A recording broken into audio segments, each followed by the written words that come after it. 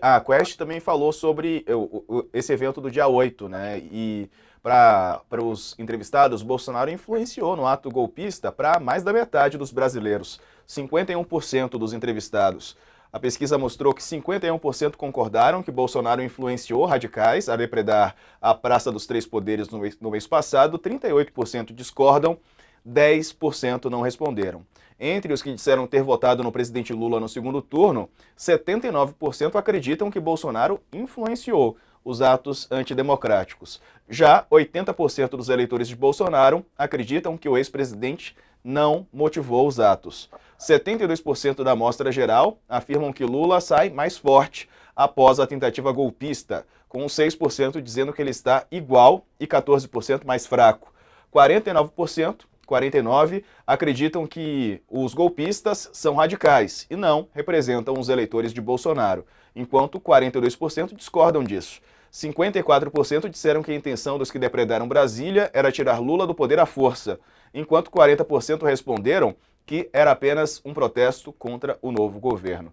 94% desaprovam as invasões do dia 8, 4% afirmam que aprovam esses atos. Mais da metade dos entrevistados acreditam em uma correlação ou coparticipação, de certa maneira, do ex-presidente.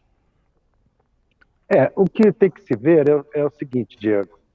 94% desaprovam os atos, ou seja, a grande totalidade da população, praticamente a totalidade da população, foi contra esses atos antidemocráticos. Agora, metade da população votou no Bolsonaro. Então, o início dos dados aí da pesquisa mostra o seguinte: uma parte da população acha que o Bolsonaro participou, especialmente os não bolsonaristas, e uma parte da população, os bolsonaristas, ainda tem dúvidas se ele participou.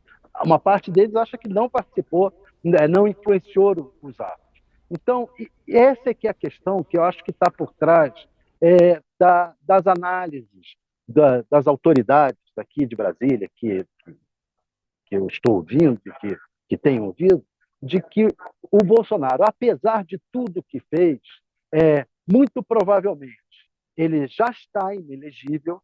Tudo que fez, o Bolsonaro, as pessoas do meio jurídico, eu soube de ministros da Suprema Corte que conversaram, do Supremo Tribunal Federal, que conversaram com ministros do governo Lula, dizendo: olha, é praticamente certo que ele será inelegível, que ele ficará inelegível. No entanto, não é dado como certo que ele seja preso tão logo volte dos Estados Unidos, como ele teme.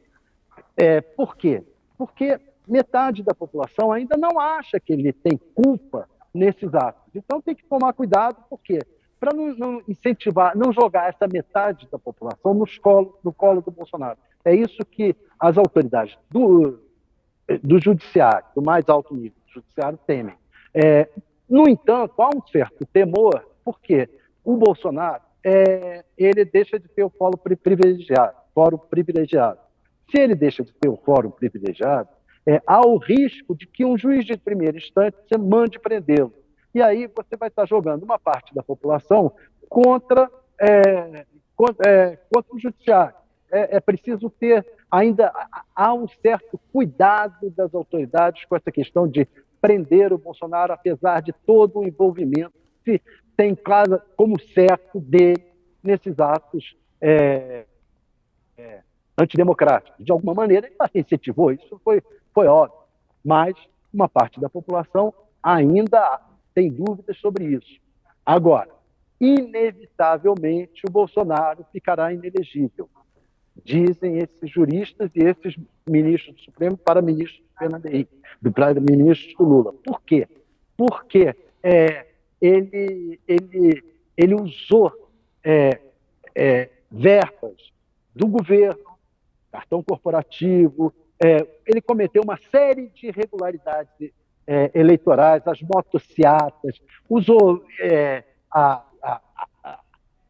funcionários do governo, a estrutura do governo para fazer campanha eleitoral, chamou os embaixadores ao Palácio para falar contra as urnas eletrônicas, uma série de atos que fazem com que ele provavelmente será condenado na Justiça Eleitoral. por isso, ficará inelegível. Então, tem duas questões aí, a inelegibilidade e a prisão. A inelegibilidade já é dada como certa pelas autoridades de Brasília. A prisão, ainda não. Há um caminho a ser percorrido e esse caminho inclui convencer a opinião pública de que isso deve ocorrer. O Moro fez algo semelhante na Lava Jato com o Lula. Ele não prendeu o Lula enquanto não tinha ganho a opinião pública. Quando ele ganhou a opinião pública, ele conseguiu prender o Lula. Depois ele se desgastou, ficou claro que ele manipulou e aí o Lula pôde ser solto. Essas coisas têm que se levar em conta na análise política. Com toda certeza. E é claro